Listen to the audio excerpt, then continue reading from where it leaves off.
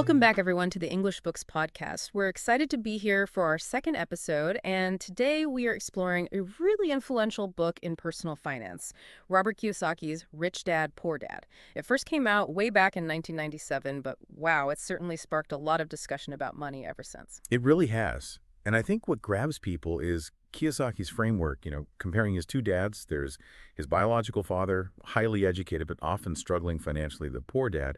And then there's his best friend's dad, the rich dad, who, despite being a high school dropout, built substantial wealth. It gives us this really interesting contrast in philosophies about money. Absolutely. It's a powerful setup. So our aim today is to really unpack the key lessons Kiyosaki shares from his experiences with both these figures. We want to distill the core advice, hopefully giving you some practical insights that might shift how you think about wealth and achieving financial independence. Yeah, and one of the first big ideas Kiyosaki throws out there really challenges conventional wisdom. It's this notion that a high-paying job is, the main route to getting wealthy. He kind of turns that idea upside down. That's such a crucial point, isn't it? Because while a good salary is helpful, Kiyosaki argues that if you're only focused on working for someone else, you're inherently limiting your financial potential.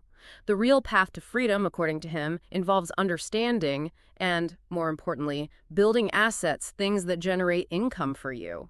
It's about making your money work for you, rather than you constantly having to work for money. And that naturally leads into perhaps the most fundamental aspect of the book, the sheer power of mindset. The difference in how his poor dad and his rich dad thought about money is just incredibly stark, and it illustrates how our beliefs really can shape our financial outcomes. It's quite striking when he lays it out. He uses these simple everyday examples, like his poor dad would often say things like, "I can't afford that." And that statement, well, it just shuts down possibilities, doesn't it? But his rich dad, faced with the same situation, would ask, "How can I afford that?" Just changing the question opens up your mind to finding solutions and seeing opportunities. Exactly. It encourages problem solving. Yeah. And beyond that, their core beliefs about wealth were fundamentally different. The poor dad seemed to carry this belief, maybe subconsciously, of, "I'll never be rich," which, sadly, Kiyosaki suggests became a kind of self-fulfilling prophecy.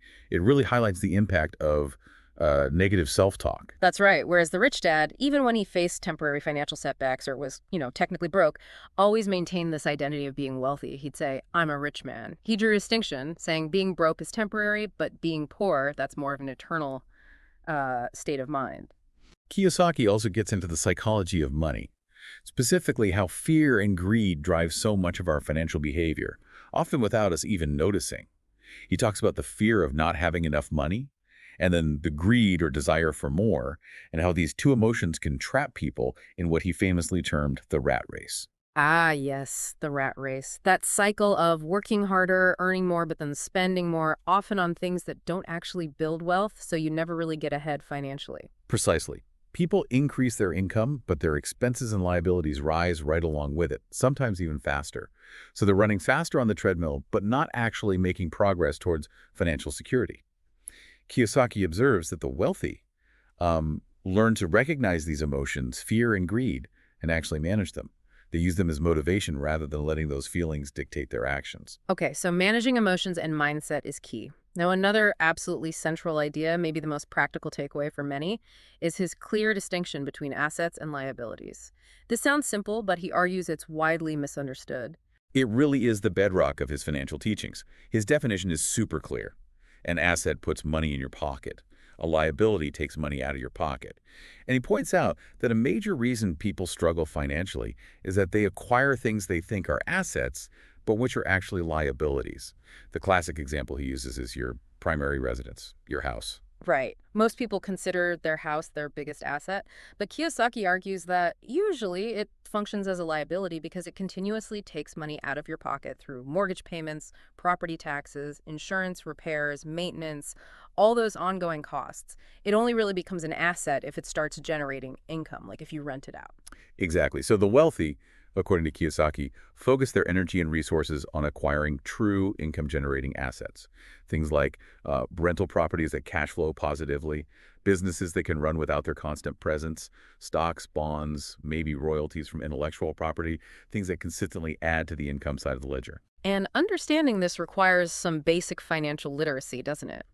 He emphasizes knowing the difference between your income statement, which tracks money coming in and going out, and your balance sheet, which lists your assets and liabilities. Understanding cash flow is critical. Absolutely fundamental, which leads nicely into another key piece of advice. Mind your own business. Now, this doesn't necessarily mean everyone needs to quit their job and become an entrepreneur in the traditional sense. Right, that's an important clarification. When Kiyosaki says mind your own business, he means focus on building up your asset column. Your business is the collection of assets you own that generate income, separate from your job or profession. He even shares his own story, how while he was working, I think it was at Xerox, he started investing in small apartment buildings. Over time, the income from those rental properties, his assets grew until it eventually exceeded his salary from his job. That income from his business gave him the freedom to then leave his job and focus entirely on investing and building more assets. So your business is really about diligently acquiring those things that generate income, whether it's real estate, stocks, or even creating something yourself. It's not just about climbing the corporate ladder in someone else's business. Precisely. The book also touches upon, maybe a bit more briefly, the history of taxes and how corporations fit into the financial picture. He gives a quick history lesson on income tax, noting how it was initially aimed at the rich, but eventually expanded to impact the middle class significantly.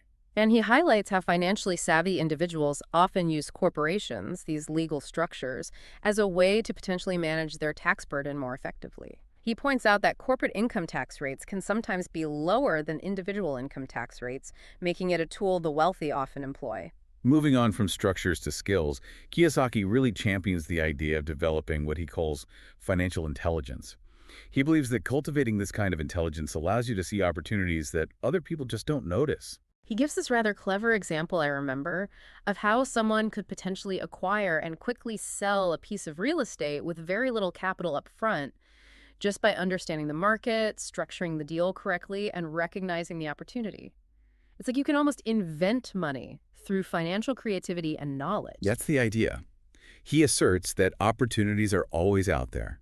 The limiting factor is often our own lack of financial education or perhaps the courage to act on what we see.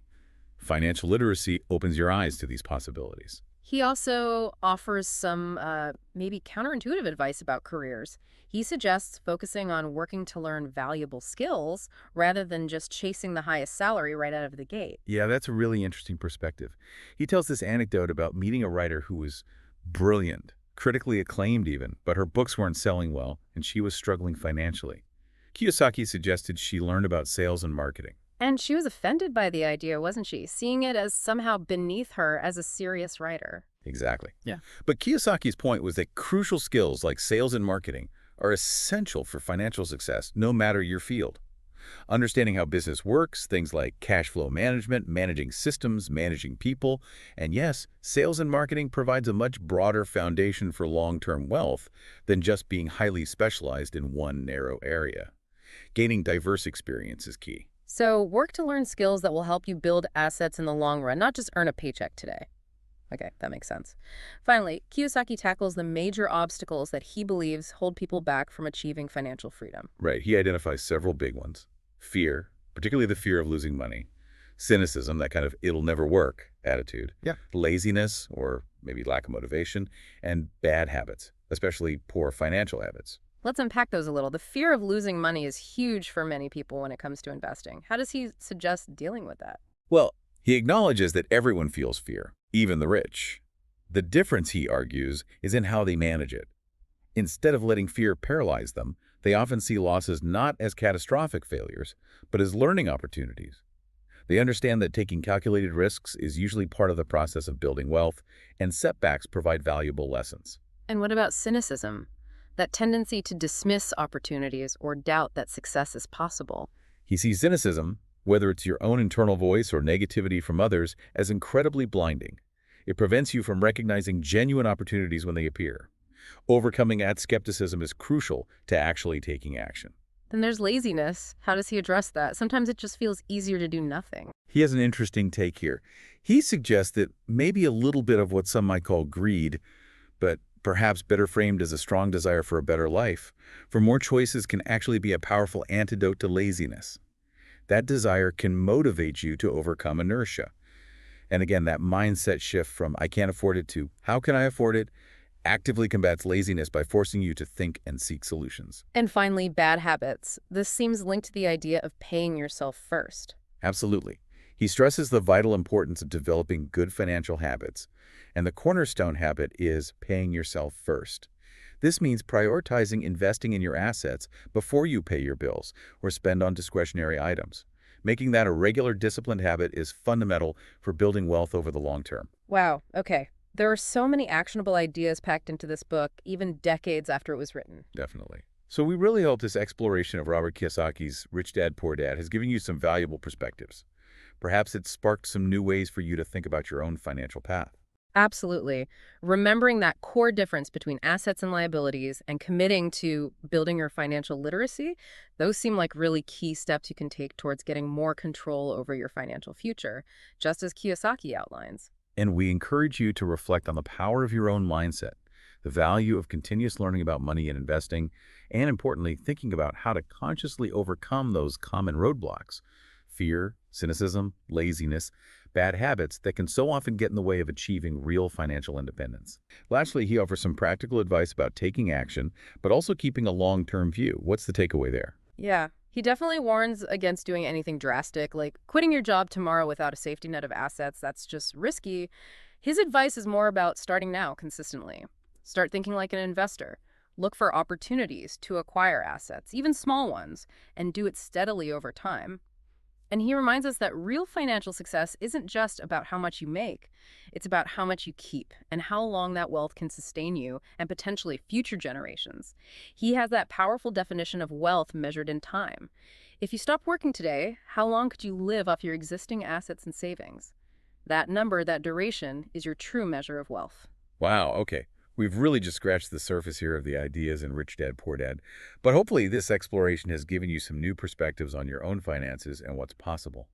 The book definitely pushes you to question the usual advice, to really value financial literacy, and to actively start building assets that work for you. Absolutely. I think this conversation really underscores how important it is to grasp that difference between assets and liabilities, to see the potential trap of the rat race, and to realize that financial freedom isn't some impossible dream. It's achievable through knowledge and taking strategic action. Well, thank you so much for tuning in to the English Books podcast for this discussion. We really encourage you to maybe pick up Rich Dad, Poor Dad or look into it further and see how its ideas might resonate with your own financial goals. And please do explore our other episodes for more conversations about influential English language books. Until next time, thank you for listening to the English Books Podcast.